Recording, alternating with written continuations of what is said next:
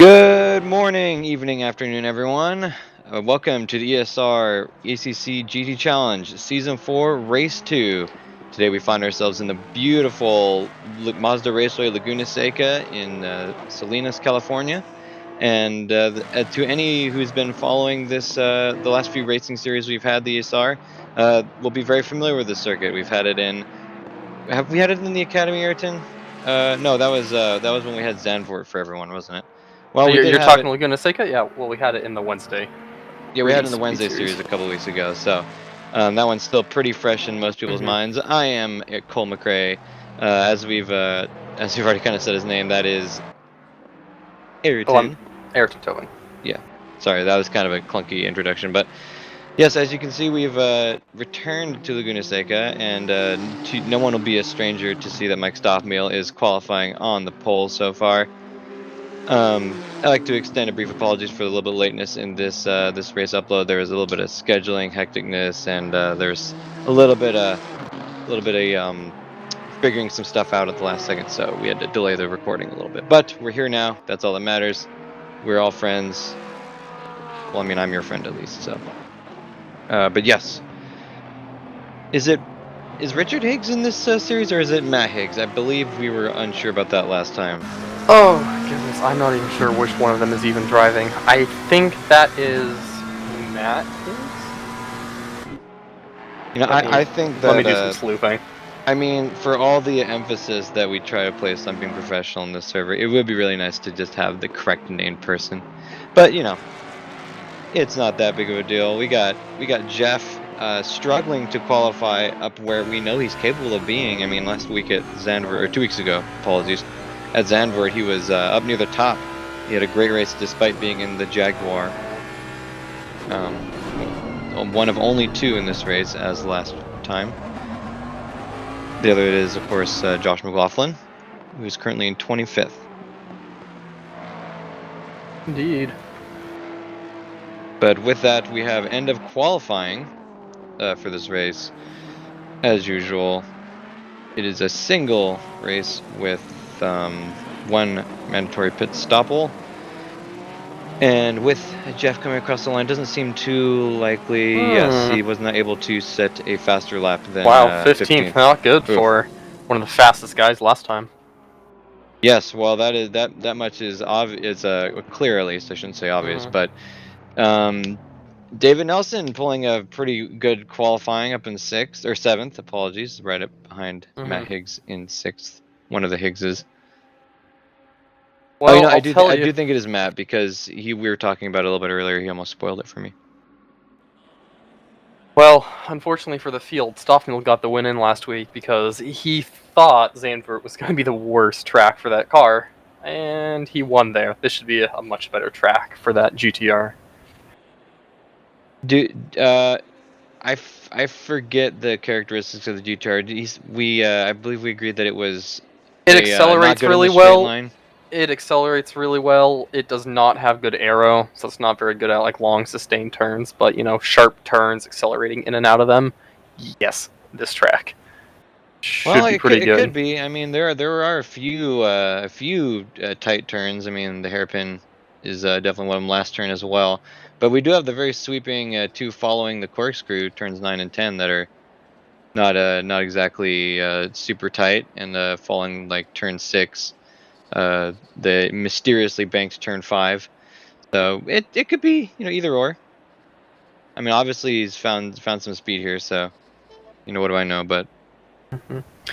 I am recalling that it was indeed Matt Higgs who drove at Zandvoort. So yes, this is definitely Matt Higgs. It's also his livery. So it looks like. What do we get a view of the standings here? no, it doesn't seem like it. Oh, hey, never mind. So as we can see, Mike Stobbmill's on the pole, followed by Andy Burke, Alvaro Arjona, Javier Castaño Muñoz, Javier Eugeni, the 4 and 5 Javiers. We got Matt Higgs in 6th, David Nelson in a very good 7th place finishing. Uh, what's that? Gianmarco De Luca Mm-hmm. in 8th. 9th is Graham Blackadder, which he's been that seems like about where he's usually placed in qualifying, at least the last 2 races. Dominic Turcotte in the 10th place position. Mhm. So pretty big field. We have 29, as you can see, and so not as huge as it was as we've had in 3D Speed, but definitely got a nice chunky field. Yeah. Quick little recap of our last race. Mike Stoffmill ended up taking the win after a bit of a scuffle with Jeff. Those two inherited the fight for the lead after Alberto Hona, who had started up front and led most of the race, had some problem in the pits, if I remember right. So it was Stoffmill followed by Jeff, and then Brandon Ouellette in third. Arjona came home in fourth, and then Rotterdam and Burke in fifth and sixth. If you'll recall, Cliff Hemian of the Academy actually finished in 7th place there, so let's see what he can do this week. Now, did Hemian? I remember we were talking last time that Hemian was dangerously close to Academy, host Justin Swan. Did he actually end up Mhm. finishing ahead of Swan in that race? Well, he did. He was behind him until the end, but Justin ran out of fuel on the last lap, and that's what dropped him Ah, from yes, 7th place back to 9th. I remember. Okay, but yeah. So with that, we are setting up to start the race. As you can see, it's 1 hour. We will start with a shortened Mhm. safety lap, caution lap, and then it'll be going. Weather looks very Yes. clear with optimal track conditions and not too much wind. It's Hmm. nice warm 31 Yeah. degrees Celsius. That's, I believe, something around 83 Fahrenheit, if I do So recall. there are no official teams in this series. It is technically all privateer. That said, there are guys who normally race as teams that are presumably treating each other as teammates, and you're getting a great look at them in row number 2 with Arjona those two Nunez. Golf 911s right next to each other. Yeah. We have. And I want to say their de facto third teammate should be Justin Swan, who Uh-oh. I'm not actually sure is in this race. We got. He Oh, start. we got some messing up. Starting right before the corkscrew was an interesting choice on the game's part. Uh, not the least Mhm. challenging turn ever to start on a formation lap, but Looking down further in the qualifying, I see Josiah Jerome, normally very speedy. He had a horrible time, if you remember. We watched him carry that car through the gravel around Zandvoort for an entire lap after taking damage. And doesn't look like he got a good qualifying lap in here either, starting back in 26th. Not a well, we good have a place to be when you're looking for a clean race. We have a bunch of interesting results in qualifying. Mm-hmm. I mean, Mike Stoppel up front, Arjona, Burke, very, very competent. But Mm-hmm. Jeff proved himself to be very, surprisingly competent. Last season, he was a bit of a wild card, but this season, he's at least he started very well as we come Mm-hmm. up to the finish line Alright, to guys, a start the lot race. of space there between a couple of these cars. Yeah, it's, I mean, they're relatively close, but anyway, the green flags are going to come out now. There we go. Green flags waving. Race number 2 is on. So as I was saying, looking down the field, Rachel Guerin not doing as well as I think we had hoped. Looks like already Blackadder is into the pits. Not entirely sure what happened there. Softmilk does get away, takes the lead, but it looks like Burke has jumped Arjona. I think me and Or, Arjona's jumped Burke. yes, that's what I mean. There we Yeah. go. Yeah. So already moving up, we have action between David Nelson, who's rapidly falling. Maybe went off in turn 1. That seems likely, or turn 2 rather. Turn 2 is the hairpin. Like Jerome has made his way up a few positions on the start. Cliff Hemian has found his way back. I think he started 17th and he's down in 24th. Yes, that's With a correct. bit of a gap there, so something happened to him. Meanwhile, Rachel Guerin has rocketed up the field up to 12th place Woo! from 12th? 17th, I believe. She 18th. started 18th here. Wow. Yeah. Okay. So right up on Jeff even. Yep, Jeff also from 15th to 10th, so Yeah. had a good start there. I'm sure Arjona really enjoyed getting by Burke on that start since we saw him, dictate most of last week's race before dropping back to 4th. We know he has the pace. David Nelson being uncharacteristically bold this race, at least on lap 1. I mean, people behave a little differently on lap 1 sometimes. Well, But something's looks like going he's on. got some problems. Yeah, What definitely. is... Ferrari Apparently don't see any stricken. major damage. I assume he's going into the Yeah, pits. going into the pits. He must have some serious damage. I wonder what. No, he's stopping. He's parking it. And this makes me wonder if this is some physical, malfunction on his end. If makes something sense. has gone wrong. Oh, Something's tragic disconnected. result. Yeah, that's not Perhaps unheard of. our director. Okay, there we go. I mean, David James as well. Josh McLaughlin, who qualified 25th, has made his way up 10 places into 15th. So repeating Rachel Guerin's success on the start shows that it can be just as much about turn one as it is qualifying. Larry Foster behind has made similar, but not quite as huge gains. He started 23rd. So in the Looks seventh like position. Matt Higgs has gone from. Oh, I thought he was up in 6th to fourth for a 6th. second there. So Yeah. he's staying the same. That said, Sean Kenny has gone all the way from 14th to 5th.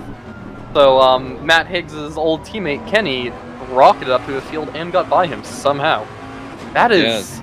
I mean, it's one thing to make your way from like 25th to 15th. You know, there's a lot that can be gained on the start, but 15th to 5th and 4th?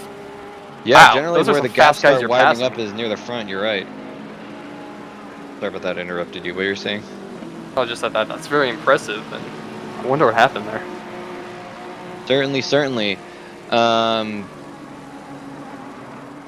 Also of note, Rick Martel making his way up to 14th. He qualified 20th, so that's a 6th position gain. So, I mean, as always, lap one is, you know, a lot of people lose and equally as many people win, and perhaps not unrelated. Robin Rotterdam making up to 7th. I don't think they qualified 14th? No, 13th. And so yeah, as usual, it's a story of wins and losses. And looks like Turcotte makes it by Castagna Muniz for 8th place. Turcotte, I don't believe we saw him in the first race in this series, but we have seen him. That's Matt Higgs, goes way off. We have seen him over in the 3D series, and he was Matt Higgs. Ooh, what was As that? he comes back on, gets taken out. Not sure what the problem was there. I certainly know that when you merge back in that area, coming from the gravel, it's it's not just that it's finding the right place, but yeah, it's just unstable. You might not go the way you're looking to go. Yeah, I mean, it's always sketchy, but I mean, there was really, I won't speculate. There's nothing really to be said. It was just an interesting maneuver. Looks like Sean Kenny got a wide. terrible run out of the last turn. Especially because that track is so wide on the back. You know, it's not like here where the track is thin, you're exiting a turn, you have to worry about merging. There, the track is so wide that you're kind of like, hey, I'm coming back on because I'm not just going to sit in the gravel. You guys have plenty of room to go around me if you want. And Turcotte going around Kenny as well through turn 2. So Kenny is looking to apparently he's having some struggles right now. I wonder if maybe he overheated his tires. The track is very warm today. Maybe got a little too excited on that start, but hey, you know what? Still up to 7th from 15th. Definitely. We also saw in the background David Nelson emerging from the pits, so it looks like whatever problem he had got ironed out. It looks like we're still seeing David Jones, or sorry, who was that in the pits? Is it Jones? Well, I know Matt Higgs has dropped into the pits to repair some damage. Oh yeah, I believe that. David James. Apologies, David James. I would assume it was a white car who came up behind him and collided with him. I would assume that guy also went into the pits, taking some damage. I'm sorry. You said Matt Higgs was complaining about a white car. No, just that's the white car. It was a white car who came up and collided with him. Makes sense. Ooh, Larry Foster. How did he get up in 12th? Because he started 23rd. Yeah, well, he was up in 16th in lap 1, and he's apparently just continued to push. Doing battle currently with Rick Martel, although Chris Ramaker is behind him and is looking to take advantage of a battle to maybe get some spots. Going around turn 1, we can see Larry Foster wants the inside of the Andretti hairpin, which can be powerful, but it can also end up hurting you. Looks like Ramaker is going to have a look on the inside. Backing off slightly, perhaps a smart choice. I know I say that a lot, but it's true. Those twin Aston Martins, you could almost confuse them for being on a team, similarly to Eugenie and Arjona.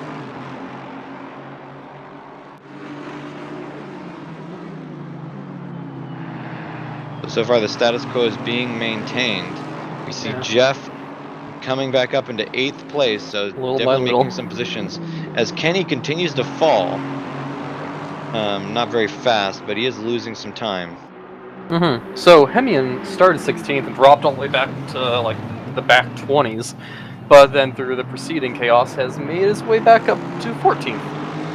Well, we've seen no shortage of cars off on the track even after lap 1, so that probably has something to do with it. But there's no arguing that Cliff Hemming is not a fantastic driver. And looks like Ramaker is gonna tucking back in. Ooh, although Martel got a subpar exit out of turn 11 there, so maybe Ramaker will be able to get the slipstream. He's right behind him, making it look to the inside, alongside during turn 1, but backs off again as they approach the hairpin. So that was a smart choice in the short term from Ramaker, who. Oh, looks like Martel's got a little slidey out of turn 3. And there's Dave Jones up in 16th. He's under quite a lot of fire from Dorazio, Smith, and Barker. Richard Guerin, who's made his way up to 9th, is now under fire from DeLuca. But she closes the door before they enter the hairpin. Nice moves. So as you mentioned before, Rachel is an academy graduate, but she's doing some work here in this race. Given not quite as good of a qualifying, we can't speculate on why that was, but certainly she's proven that she can hold on in a race. Falling behind a little bit to Jeff, but Jeff is still on the push. And he's proven to be quite fast. That Jaguar, not Aston Martin, that Jaguar seems to have taken a little bit of front end damage. Could have been turn 1 related, but we suppose we can't really speculate. Looks like Dorazio just got by Jones, and he might have just been followed by Barker. So Jones is falling as well. That looked like maybe just a bad exit out of turn 11. We're not sure though.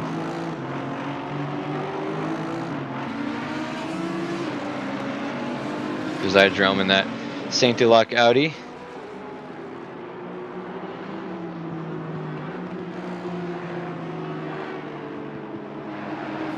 Oh, so it looks like while we weren't looking, Josh McLaughlin has fallen some. He qualified around 20th, I believe, but he had made up quite a few spaces. Oh, looks like in the background, David James, that is. Rachel Guerin pulling away from DeLuca slightly. So it's been pretty quiet up front. It looks like Stoffmill's still in the lead, up by 7 seconds at this point. Yeah, he's just stretching his legs here. Arjona still in second, Burke still third, Jenny. Who are we missing? Was it Castano? No. No, Munoz is in 15th. Munoz. Well, wait, who was the other one? Oh, you're right, it was Castano Munoz. So yeah, he dropped back from that second row, but otherwise all the leaders maintaining position and pretty spread out. Looks like Sean Kenny has regained his pace somewhat. He's still behind Rotterdam and Turcotte, but has maintained his composure. Not really losing any to Jeff. I am kind of curious as to what exactly happened with Nelson, though. I wonder if maybe we could... that is interesting. I know there was... Oh! John Barker with a big slide in turn 3, that looks like. Turn 4. Horrible place to be sitting. Yeah, it's not great. Hopefully he has that map on. That can be life or death there. Oh, Turco, pretty racy behind Eugenie here. Like I said, I was surprised by his poor qualifying. I definitely expect him to be up near the top 3. Eugenie sticking with his stalwart M6 GT3. We don't see very many of those, and he's putting it to good use here. If I remember correctly from Mike Stobbill's assessment a while ago, the M6 is a very fast in a straight line car, I believe. So it's interesting he's able to make quite some pace here, but Eugenie has always been a competent driver, so it's not that big of a surprise. And we bumped into Wesley Stokes, who is being hunted by Josiah Jerome. They were about this position last lap, but oh well, Josiah makes some time up in the turn 2 hairpin, and he is right there.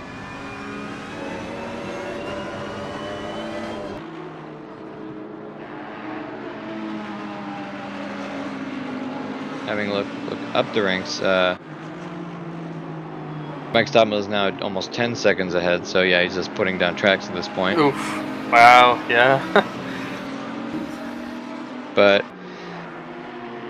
otherwise, it seems like a pretty balanced playing field. There's lots of fights going on for different positions. Unfortunately, this is a recording after the fact as opposed to our usual live recording, so we don't have direct control over the camera movements.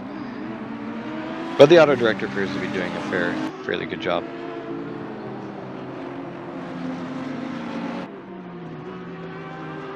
See David Nelson appearing at the bottom of the scoreboard there, 24th.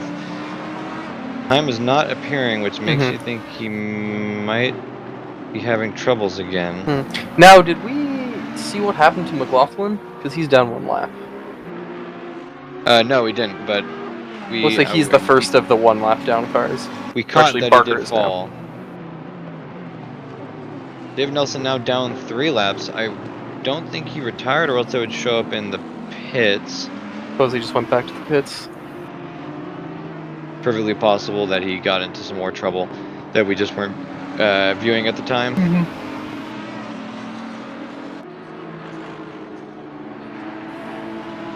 Looks like Sean Kenny has picked up the pace, now in front of Robin Rotterdam, and is putting up pretty good space between them. Now 2.6 seconds ahead, where he was 1.4 seconds behind not too long ago. There's our leader, Mike Stoffmeal. Best lap of 1:22.6, not too shabby at all. Shout out to Rick Martel up in 13th. Wasn't he doing battle with Larry Foster earlier? He might have been, but I mean, we haven't seen him up this high in a race in a little while. That's a great running. Oh no, sorry, that was targeted more as just like a general. Wasn't he battling with Larry Foster earlier? I was trying to remember.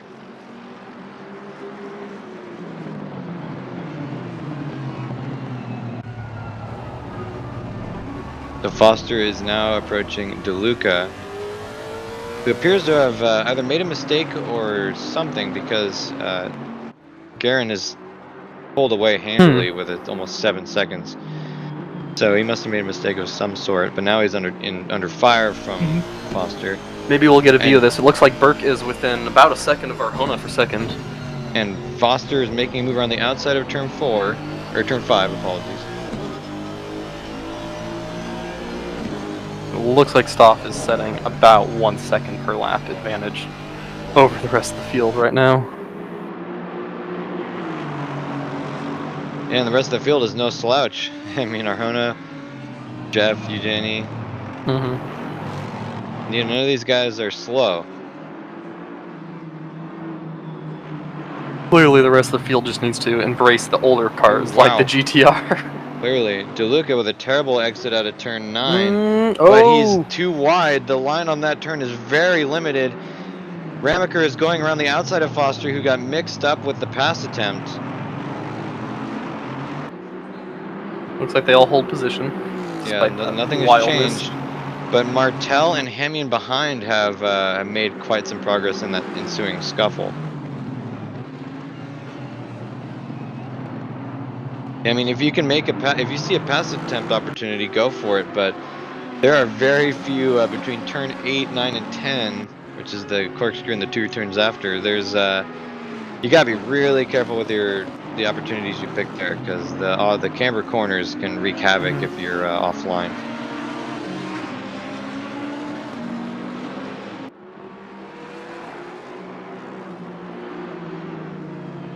Wesley Stokes fighting with Josiah Jerome. And is that Matt Higgs behind? What happened there? Oh, he's laps down. He's a full lap down, so yes, regardless of where he is on track, he's always back.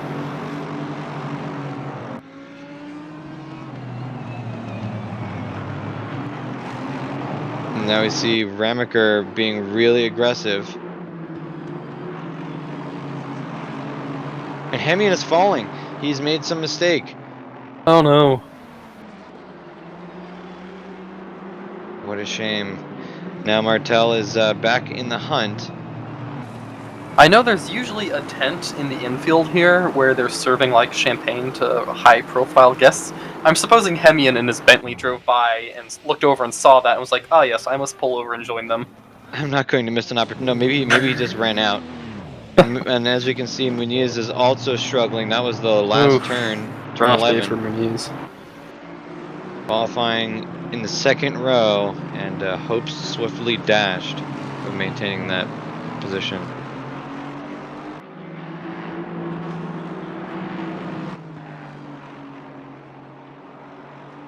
We're gonna look at some trees, I suppose. There we go. Well, there aren't a lot of them in this area, but they are kind of cool to look at. Yeah, I suppose this is probably about summertime for the surrounding area, judging by the sky and stuff. You know, I've never actually been to Laguna Seca. I really want to badly, though. Pretty warm. Nice weather, though, near the coast. Salinas is pretty much a desert, right? Yeah, I mean, it's right next to the coast. So, you know, it's still got some moderate, you know, climate there. But, doesn't rain too much. Yeah, it's really nice, you know, Northern California, sun, kind of got boardwalks nearby, but not, like, super warm like San Diego or something. Very nice area. Oh, cool. Probably one of the nicest areas in the state, really. Yeah, I mean, I would consider it to be similar in location, at least coastal-wise, to maybe. I mean, probably to what eastern or mid Washington or Oregon after you get past the mountains. Pretty similar to that, yeah. But so the battle between Albert Arjona and Andy Burke has not let up at all this entire race. So they've been right together this whole time.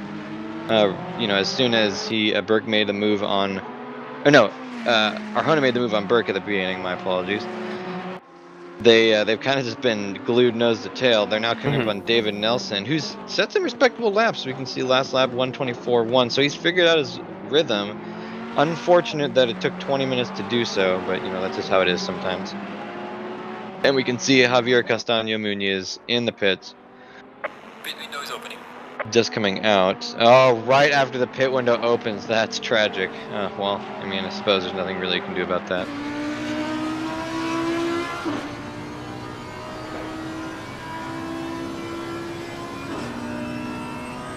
So Rachel Guerin's still in ninth. Appears to have lost some ground to Jeff ahead, but her concern probably isn't on advancing. It's more on planning her pit strategy at the moment.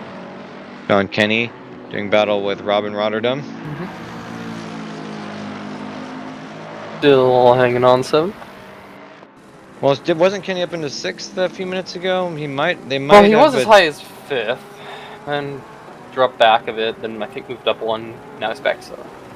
And there's Jeff closing in on them. I was gonna say, yeah, I was just noticing too. Jeff is making some ground, so something must have happened there. Wow, Burke all over the back of Arjona here. Think he's gonna make a dive? He's not getting a run out of the last turn. Well, they've been about that same distance the last few laps. I don't know, if you're sitting back that far at this point, where are you looking to pass? Where? Well, there's not a ton of great places. No. That's quite some distance to travel. It's not impossible. You might want to try and save up your passing potential for turn 11. Yeah. Oh, wow. You know, it's not nearly as restrictive. It is a wider track. You can make stuff happen, but it does have some feelings of Zandvoort where the best way to pass is just waiting for a guy to make a mistake. Yes, exactly. That said, whereas at Zandvoort, you have to wait for a guy to basically drive off road. Here, it's more just he kind of gets off the line.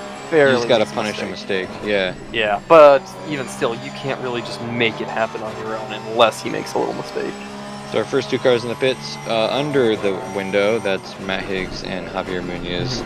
Second time in 2 laps. That's unfortunate, but that's how the cookie crumbles, I suppose. And one thing I was going to add to what you were saying earlier is, like Zandvoort, Laguna Seca has a lot of camber in some of these turns. More than most. We see Mike Stabile going pulling out of the way. around David James. Yeah. And so a lot of the turns are deceptively, like, you can carry a lot of speed through them a lot of the times, but because of that camber, it can be dangerous to deviate from the line, unless you set it up particularly early. So Well, you can carry a lot of speed through them, unless of course it's a lap where you're trying to go fast, like qualifying. oh yes. And no, speed is not to be had. Well, that's a universal argument to apply to every racetrack, I believe. When nothing's going to cooperate when you want to be going fast. Who is this? Is that Munoz? That looks like it's either Arjona or Munoz, I believe. Well, he's definitely not coming up behind Arjona here. He's not coming up behind. Oh, Barker. Oh, Barker. I forgot about Barker. Yep. Right. Jeff into the pits.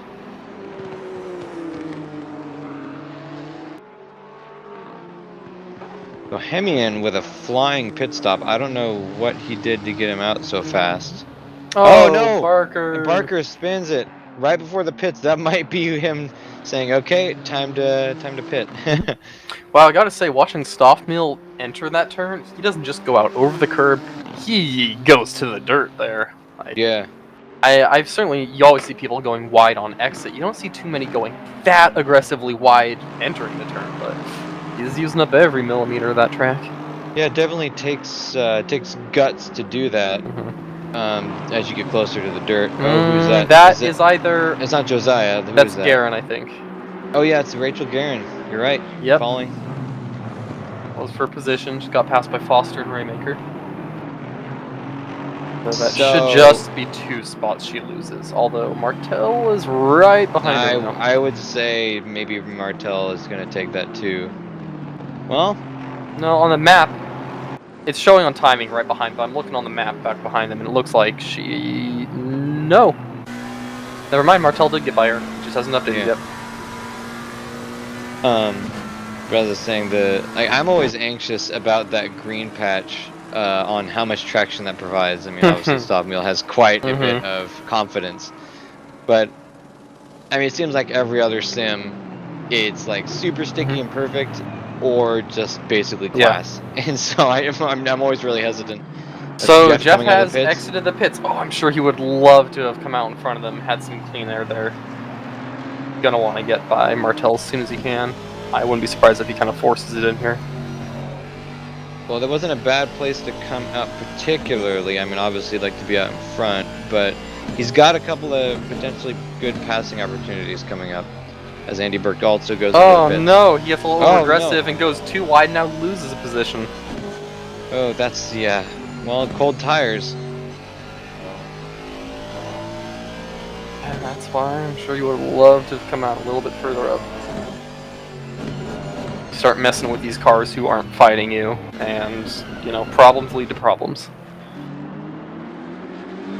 Yeah, well, we kind of saw that maybe getting a little too eager. I mean, that's something that happens a lot in basically every context when racing aside Javier Jenny diving on the inside of Josiah Jerome there.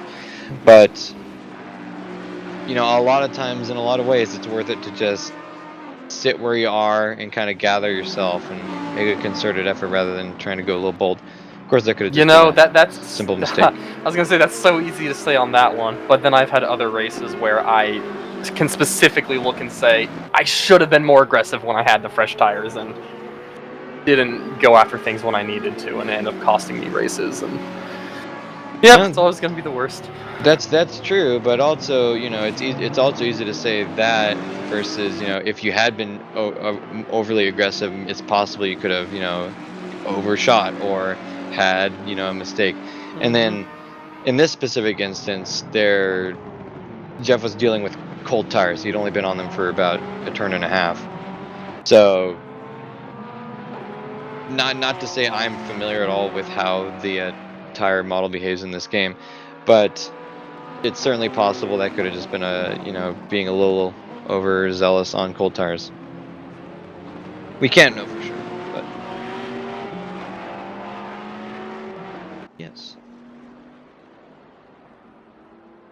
David Nelson making up to 22nd.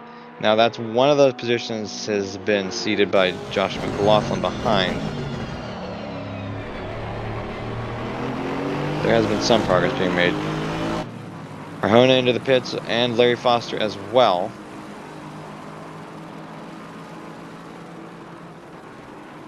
Dominic Turcotte. Hot on the tail of Javier Eugeni. And we're watching David Nelson. I believe that's John Barker?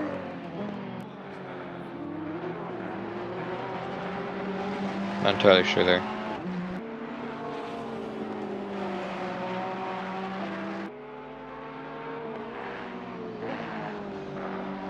I must wonder aloud what's going through David Nelson's mind right now as he sort of regains composure. I wonder if he's just going to try and make this a practice session somewhat and kind of play it safe, or if he's going to try and make up.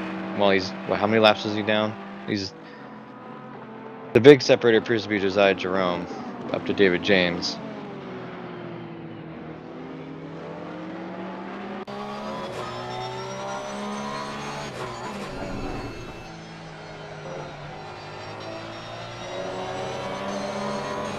Man, unfortunate about Javier Castaño Muniz, who we are currently on board with. As you may have caught in his last laps were within 0.2 of his qualifying time, 1:23.6. But unfortunate circumstances. And now we see the battle between Rachel Guerin, Rick Martel, and Jeff.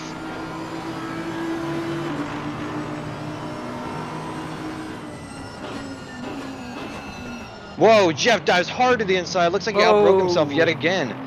That could have been dangerous, but luckily he was able to keep it off anyone. I mean, this kind of starts to mirror how we saw Jeff behave a little bit in Season 3. Yeah, just pushing hard. Definitely got the skill, but needs to kind of pick his battles, I believe. Getting a little anxious, mayhaps.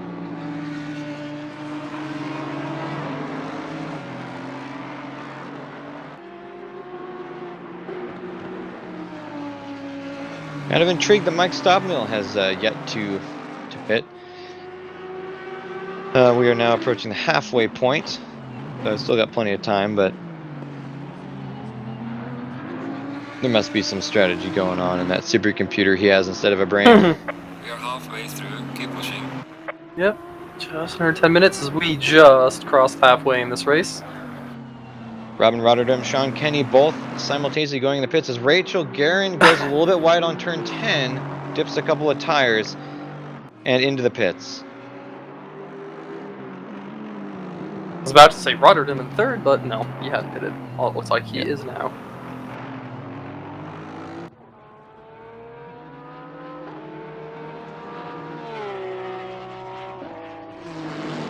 Yellow flag in turn 1. That looks like, oh, never mind. I saw Guerin falling and I assumed that was her, but I forgot she's in the pits. Here we are, a tale as old as time. Jeff battling with Rick Martel, trying to find a way in. Ooh, getting really aggressive with the movements. Martel goes a little wide. Jeff gets the pretty easy overtake, but Martel isn't backing down. Doesn't matter though. Looking at Josh McLaughlin, who's now behind David Nelson, but not enough to constitute a full pit stop. But it's likely that Nelson will fall back down after his stop.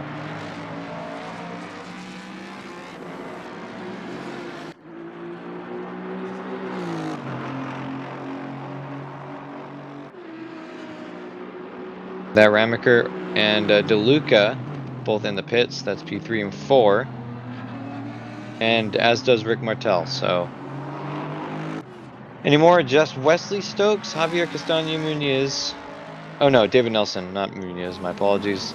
Oh no, Mike Stoffmill now diving into the pits as well.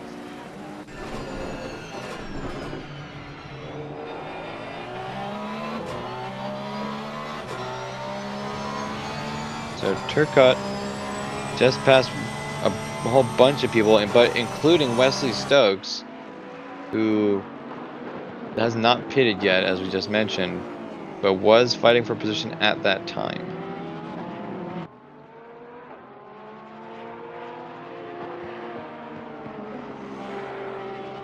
Unfortunately, with that pit cycle, it appears that we have run out of battles a little bit. Not much conflict happening at the moment. Ramaker completes his pits, as does DeLuca.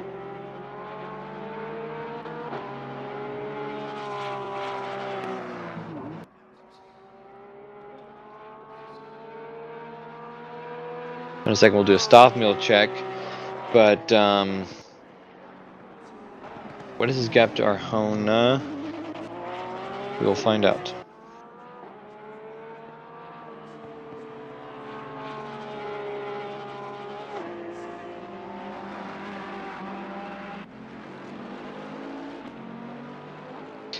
I think that was probably as good a time as I need to go over some. Actually, never mind. There are no team stats. I forgot about that. I was gonna go over the team standings, but there are none.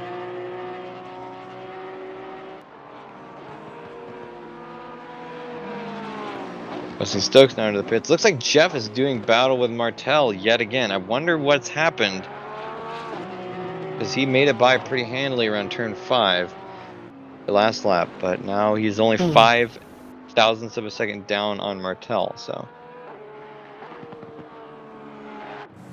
oh, Matt Higgs around in turn 11. I believe that's the last turn. Another miserable day for Higgs. Sending, I believe that's Ramaker off, so that might be disruptive there too.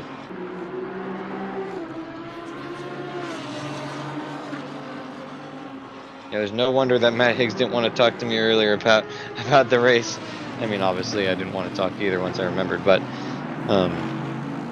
yeah, we can. There's no arguing that it was not the best of days for the Canadian.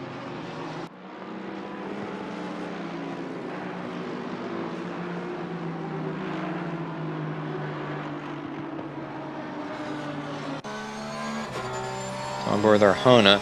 Looks like stop meals. Oh, goodness. There we go. We lost a little bit. Okay, 25, 12, 11, 10, 09. There we go. So, wait, what? It's good. It's back. Oh, okay. It just paused for a moment. Yes. What was I going to say? Oh yeah, stop mill gap. So Arjona is 25 seconds down. Yeah, that's not going to be. Well, this will be interesting to see. Sean Kenny with a dive and a half on Josh McLaughlin. All right. But let's still be very interesting to see where Eugenie sorts out in all this, since he is waiting till the very end to pit when everyone else has already gone in. Unfortunately, David Nelson has not pitted, despite having been through the pits multiple times.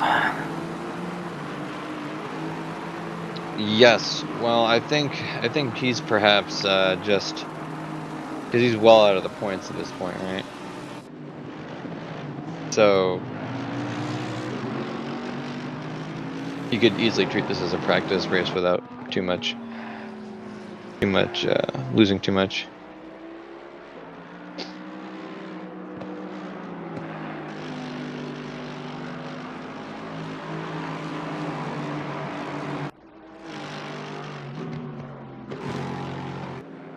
Jerome again into the pits. Not exactly sure.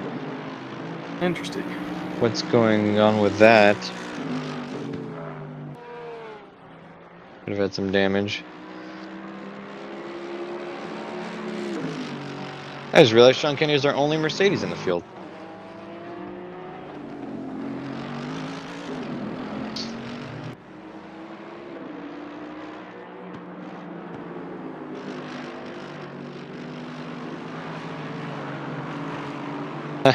And with that pit from Josiah, the 3 Davids are again aligned. David Jones, David James, and David Nelson. 17th, 18th, and 19th. Looks like they can't escape the trio. We're going to decide whether that's unfortunate or not. Maybe they will learn that the power of friendship is all they need to win the race. Rocket up to first place. Meanwhile, Jeff has fallen to 12th place. Well, I guess that's kind of better, but he is now. Oh no, never mind. He was ahead of Larry Foster for a minute, but the scoring updated and he's now not. So Jeff, no doubt, putting way more effort into that battle with Garin and Foster than he had intended. Yes.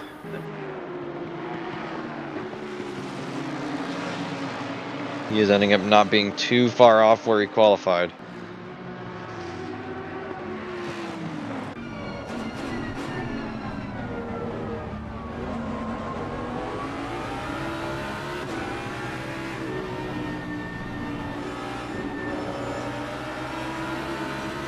Matt Higgs with the move on Josh McLaughlin, not for position, but it still looks nice regardless.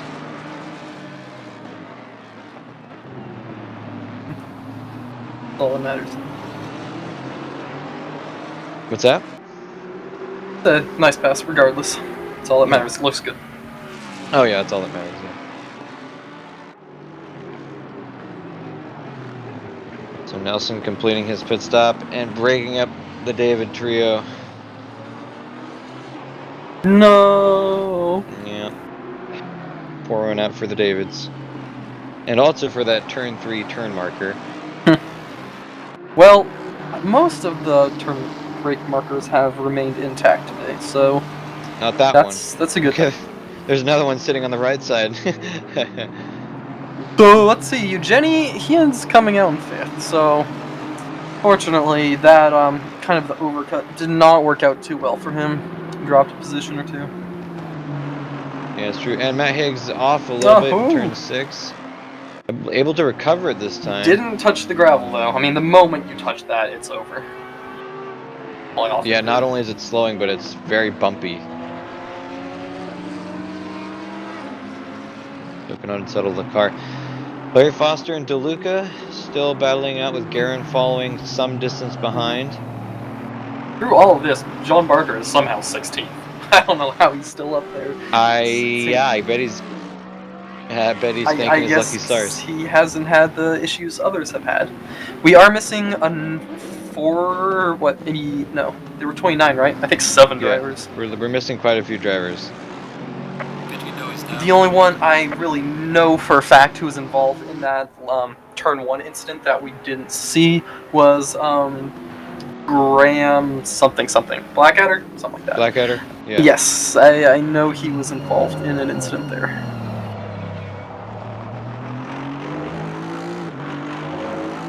So Fortune continues to look down upon Jeff, not in a good way.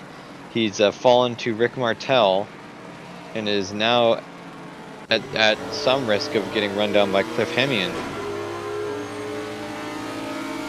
So it looks to me like the classic story of one mistake kind of adding to the nerves, which leads to more mistakes and so on and so forth. I have fallen victim to that more than once. Chris Ramaker being engaged by Josiah Jerome, not for position. Unfortunately, Josiah, just like race 1, continues to have a less than stellar couple of races, we'll say.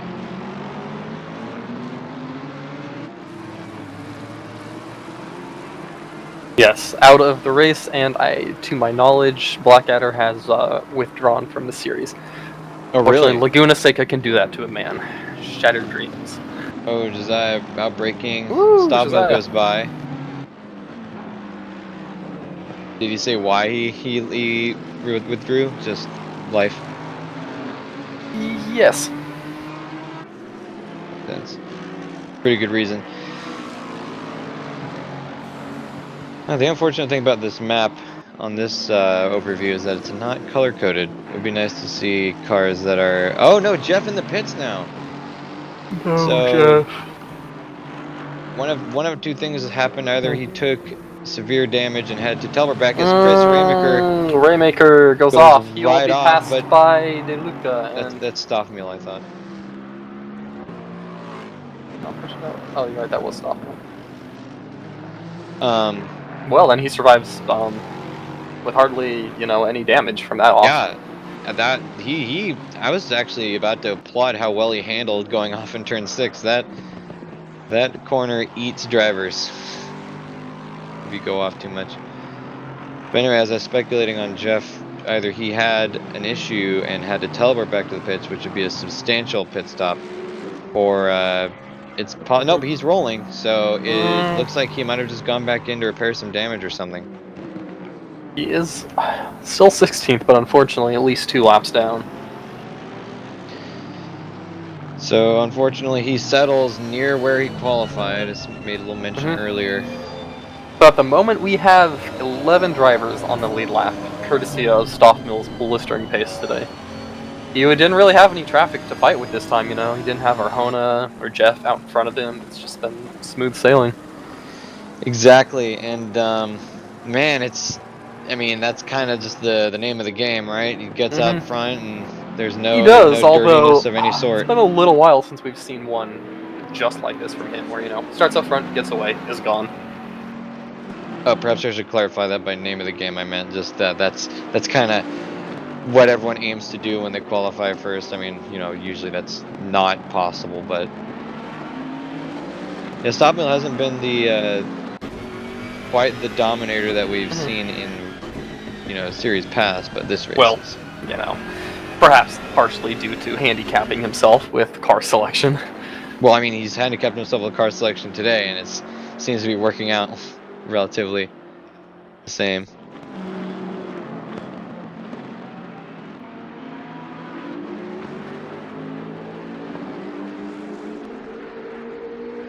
But yeah, with that. Honestly, when are we gonna put him in a Super Trofeo? Just put him in a Super Trofeo while everyone else gets GT3s. Not even the Gallardo, the Super Trofeo. the Rex is too good for Mike.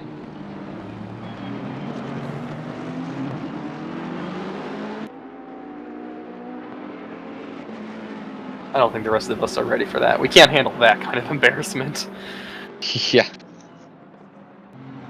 Yeah, I think some people would rather have the humiliation of being 40 seconds behind Mike Stoffmill than they would being 10 seconds behind Mike Stoffmill in a Super Trofeo.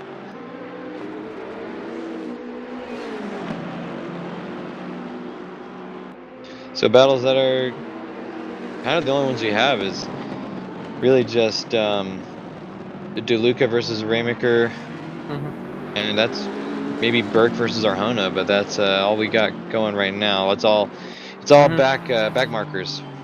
The rest of the field.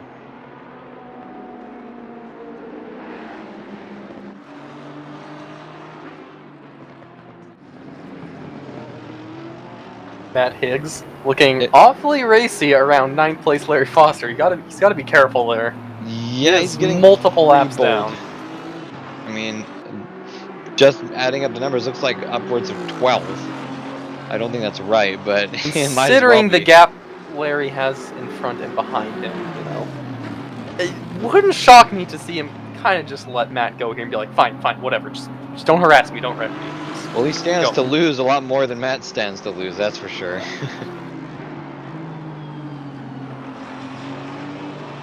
A little bit of oversteer there on exit from Foster. Yeah, I've noticed in this race in particular, we've seen cars get a little bit sideways around turn 4. That's that last turn. More often than I would expect. I don't normally do that a lot in my own racing career, so kind of surprised me there a little bit. Yellow bars between the driver's names and the manufacturer. That's connection, right? Yeah, that's connection. Okay.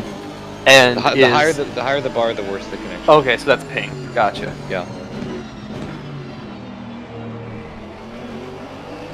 I'm not exactly sure why they put that in the broadcast overlay, but not the whatever. Worst thing to know, I guess, if they can blend it in seamlessly enough.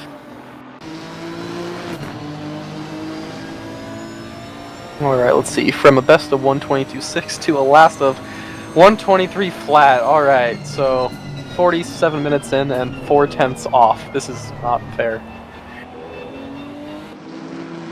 Yeah, well, we've seen other drivers around a 123 in their laps, but none that are quite so consistent, I don't think. That is very consistent. Man, I struggle to stay within 4/10 over a span of 4 laps. As the tires feel like they're dropping off.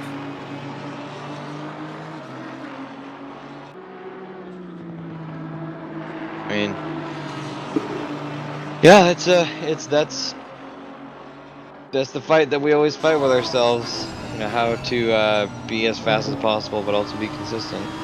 They don't Not gonna lie, necessarily. that stitch work on the dash of that Lamborghini, not the best. I would expect better from them. Yeah, it's pretty haphazard, isn't it? Kind of goes up and down. I mean, in a race car, I would probably give him a pass. I'm surprised it did stitching at all. This is where I would advise Foster to move out of the way, because it's one thing, you know, if you're faster and you don't want to stick out front, obviously you don't have to get out of the way, but Ooh. he was doing some defensive driving there and putting himself in a position where he's taking, you know, a not ideal line. And you do that enough times and, you know, you might lock up and spin. Well, yeah, I mean, yeah, that's even like a worst case scenario. You know, it's it's not unforeseeable that he could just be losing time. Absolutely. Looking at the entries he's taking in those turns defending, I feel I can almost guarantee, you know, over the last lap and a half, he's lost more time than if he had just barely let off going down the front straight and let Matt by. Well, because all it would take would be like a fraction of a second to Yeah, especially down the front straight, you know, just pull out of the way, lift off for a quarter of a second, then Matt would basically just follow through and dive up the inside into turn 1. Instead, you're blocking against a guy who's not even on your race. Well, Foster does. Ooh. Sorry, it looked like Mike's Tobin was outbreaking. And a of little course, bit, it's easy for us to say just because we have all this data. Sometimes you never know what kind of you know, heads-up display he's even looking at. Does he know the guy behind him is multiple laps down? Not yeah, always the easiest thing here. I mean, he should be being shown a blue flag. I wasn't looking, but well, no, Foster's out front, so he would not be getting a blue flag. Oh, you're right. That's right. Mike Stoppmeal's numbered sign in the front of his windscreen there said PLY. Not entirely sure what that means.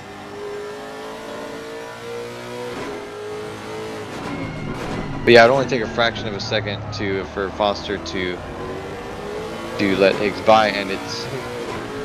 I mean, regardless, I mean, it's certainly possible that he's even just racing Matt Higgs for the fun of it, because I mean, he's got so much front That's true. to Kenny He and so has much a back lot to of Garen. Yeah, he has a lot of, you know, space around him. Could just be a matter of trying to hold him up. I've certainly done that. Just like, hey, I'm not gonna let you pass me. I don't care if you're faster. And he's not losing any to Kenny or Garen behind, so I mean, he's maintaining relative consistency. I mean, who's to say whether he could make up that time to Kenny without Matt Higgs there? You don't know. And then that kind of feeds back into, you know, what displays does he even have up. Sadly, we don't get to know that information.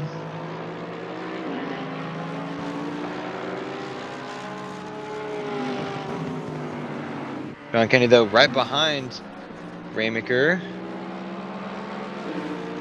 There's Raymaker in the Lexus RCF. I'm watching John Barker battle with. Maybe it might be Raymaker, actually.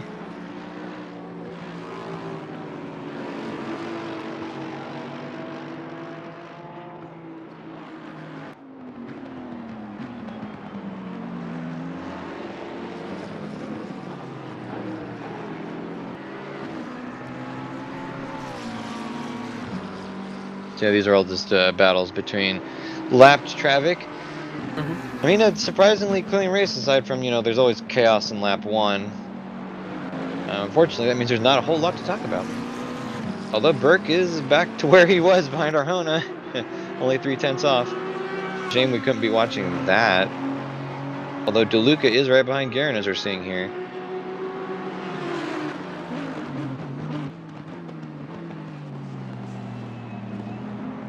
And this is a battle we've seen before. Although not quite so high up. But no, Garen appears to have lost a couple of positions, or maybe just one. Larry Foster. So timing at least is showing Burke within half a second of Arjona. Hopefully we get to see that. That'd be nice. I mean, I would assume the director would focus more on that, but... Which is a lot what Burke like what Burke did at Zandvoort. Remember, he was fast, but he kind of had some troubles through the middle of the race and dropped back to about 5th. But then, right at the end, when everyone was kind of getting a little frantic and fighting themselves, Burke just charged up through the field. Well, not through the field, but from 5th to 4th to 3rd. Yeah, Fighting for second. he made it back up well. John Kenny versus Chris Raymaker, with John Barker spectating in the background. And now you get to look in teeny weeny ice traino vision from Robin Rotterdam ahead, or behind. Or no, yeah, ahead. Sorry, I got discombobulated. Looks like our Honda lost some time on Burke, down to a second near enough. Could be planning his attack. They do have 7 minutes left, which is plenty to plan and execute. But the key is picking that crucial moment. There's not a lot of time left for drivers to make a mistake, although not to say, oh wow, okay, Rachel Garrett outbroke herself, but DeLuca outbroke himself even more.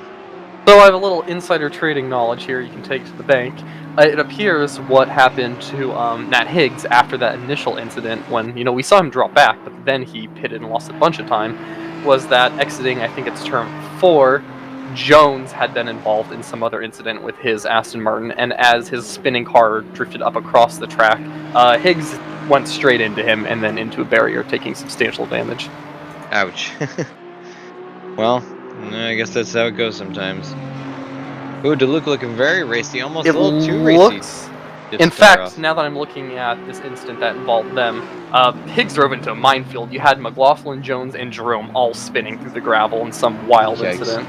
So that is what happened to those 3. Well, I mean, to his credit, Josh McLaughlin has made up a little bit of time. He's gone from, I believe, 21st up to 19th. That's not saying a whole lot, but I mean, it is something. Yeah. Well, I guess it makes sense. As I talk about those 4 drivers hitting each other, they make up basically the last 4 positions.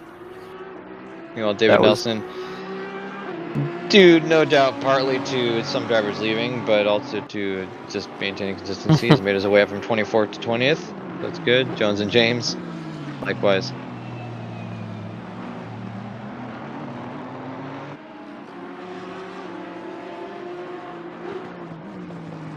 And Burke did indeed.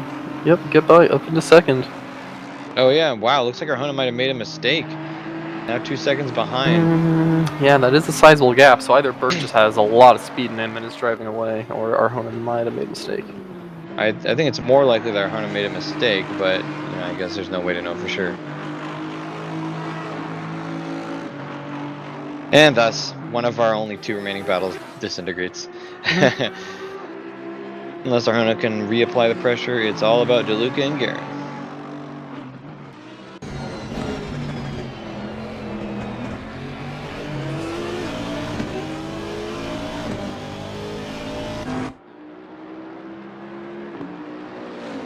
Looking back on Zandvoort's results, I see Burke actually finished 6th, as that was the consequence of he picked up a 20-second penalty at some point. I think that might have been a steward's penalty there, which moved him back a few positions to 6th.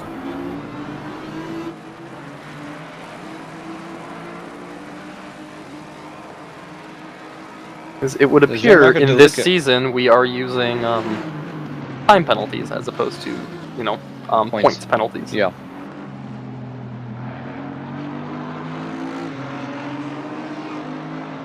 With 4 minutes remaining, and we see Matt Higgs again. DeLuca still on the offensive to Rachel Garrett. It looks like he's not exactly sure how he wants to approach this. He's tried a couple of different places and not found success yet. Looked like he was closest trying to just make a lunge down the inside of the corkscrew.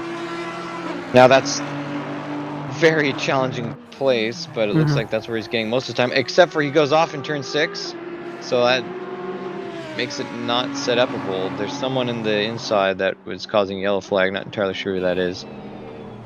But he didn't lose much time, only about a half a second. And we are down to 5 drivers on the lead lap.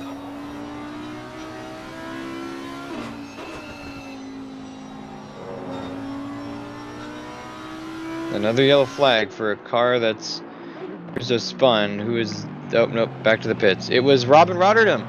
Oh no. Oh no. Must have taken some I heavy wonder damage. what. Oh, And it dropped. retiring. Robin Rotterdam is out of there. Okay, that makes sense. So he took some heavy damage somewhere and basically just teleported back to the pits. I was wondering, surely you wouldn't drive down pit road at this time in the race. Well, it was so the yellow flag came out around turn 11, so last turn. I almost wonder if he accidentally hit the pit wall. I was wondering about that. Somehow accidentally put himself down the pits after, some sort of accident. Yeah, maybe a tank slapper. We're not entirely sure. Dominic Turcotte getting a little bit squiggly out of turn 3 as well. Oof. Last lap down, 23 flat. We see his best time and his last time. It'd be interesting to see Stoffmeal's worst time, barring, opening lap in pit. Yeah, I think the definition of worst time is kind of interesting. And Because through like the magic of internet, I shall find out what it was.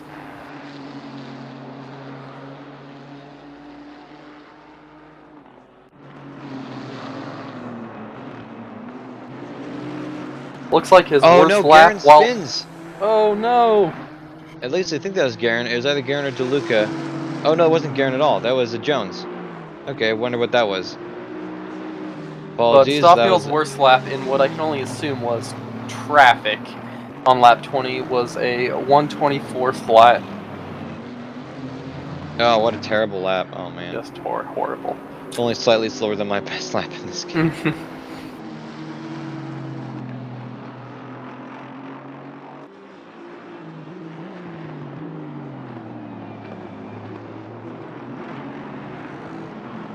Indeed, looking at average lap times, his average was a 23.1.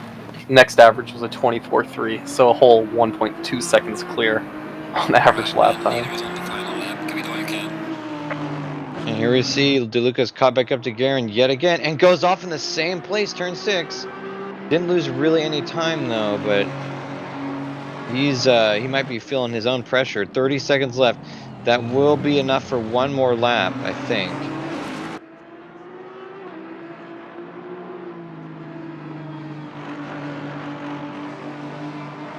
Oh, but even now you can see DeLuca might have overheated his tires. He is struggling to hold on, going off almost every turn. Or dipping off at least, excuse me.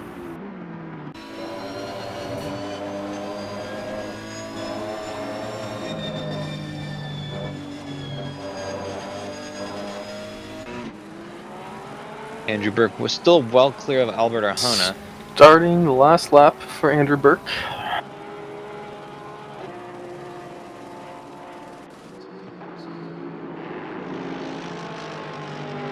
John Kinney on his own. Looks like John Barker behind him. Larry Foster's got some gap. Just holding on.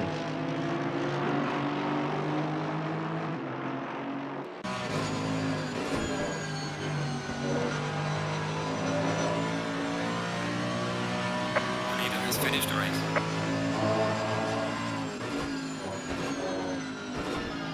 So yes, the race is over. Mike Stoffmeal crosses the finish line, so everyone has to cross the line after him. Kind of interested in what's going on between Garen and DeLuca.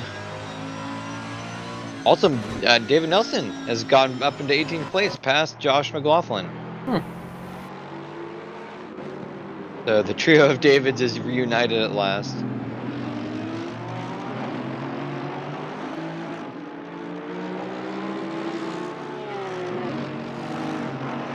Alright. Mike Stoffmeal comes home, take it 43 laps in roughly 1 hour. Laguna Seca. Not bad at all. I mean, as though we expected anything differently. And 53 seconds later, Burke comes home in second.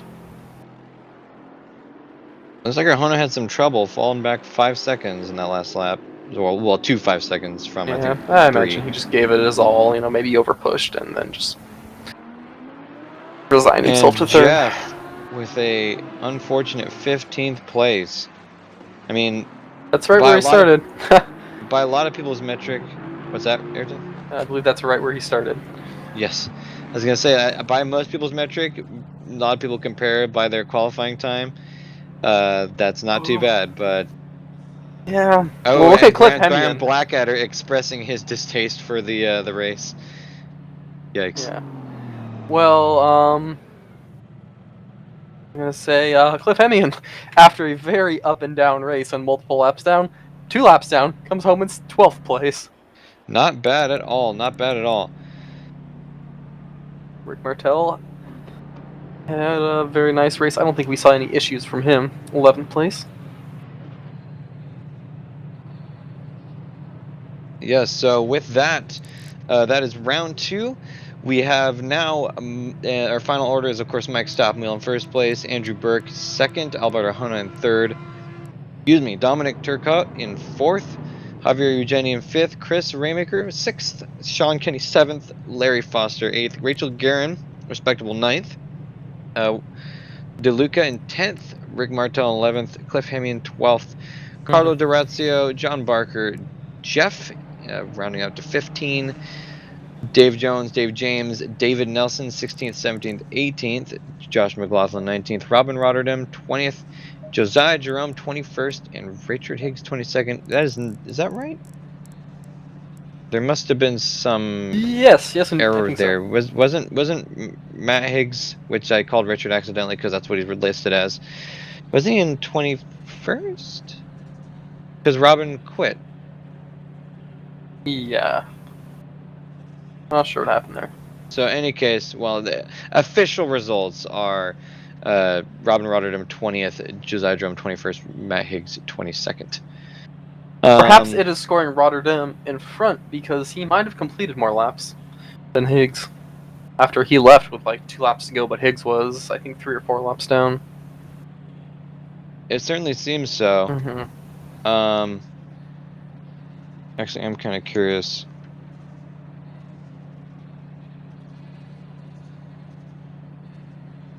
Yes. So, I'm sorry, trying to confirm that. Well, with these results Yes, in he the didn't book, complete as many laps. Huh. we can look at the standings that have been updated 2 races in, where it looks like we've got Mike Stoffmill in the lead, 137 points, prancing away out there. Then a tight fight for second. You've got Albert Arjona in second, and Burke in third with 104 and 98 points, only 6 separating them. And then you've got Jeff still hanging on in fourth place, ahead of Turcotte in fifth, Eugeni sixth, Hemian up in seventh, Rotterdam eighth, Raymaker ninth, and Guerin in 10th. A lot of really close battles in that championship, by the way. Dominic Turcotte and Javier Eugeni both tied, as are Chris Raymaker and Rachel Guerin. Yeah, As well, for ninth. Turcotte in 5th place all the way down to Ouellette in 11th place, only separated by, 12 points. Yeah, and then that's kind of the story with these races. Like, once you get past that point, they kind of start shuffling more, so it kind of evens it out. But interesting to see Javier Castaño is the only one with negative points, -5 total points. I Not sure guess about that. there are still point penalties for certain things, and he has 2 DNFs, so yes, Ugh, that's unfortunate. too bad after being up in contention in both races. Certainly, certainly. But yes, meanwhile, our next race is at Nürburgring. That is February 14th, Valentine's Day. So every driver, make sure to bring your date. Mine doesn't exist, so I won't bring her. After that, Silverstone, then Kyalami, Suzuka, and Spa. So a rather short series this time, but that's not necessarily a bad thing. Get the quick action in there. We do have a bunch of ACC series, so that is not necessarily a bad thing. Okay, so with that, our battles wrapped up, we can conclude this round. Race 2 of the ACC ESR GT Challenge Series Season 4. It's a quiet race this time. Not too much going on specifically. I mean, obviously, turn 1 is always kind of a storm most times, but pretty clean, good action. Drivers are kind of evening out, and hopefully they continue the same energy next race. And that's kind of all we can hope for, I think. I think so. If you liked what you saw, visit us at esr-race.org. We have a Discord. If you use Race App, we're also there too, you weirdos. Quick and shout that'll be in out, the if description. you're out there and you own Automobilista 2, we are getting the upcoming season set up for that. If you want to know more info about that, go check out the channel. It's all there. Yes, we also have some other we also have some other series, I guess, if we're doing that. But we have Wednesday series. We have a whole bunch of stuff going on, so just pop in and say hi. We enjoy talking with you, and hopefully we can see you in a race. In any case, I'm Cole. That's Ayrton. We are the lads. Hope to see you next time. See you then.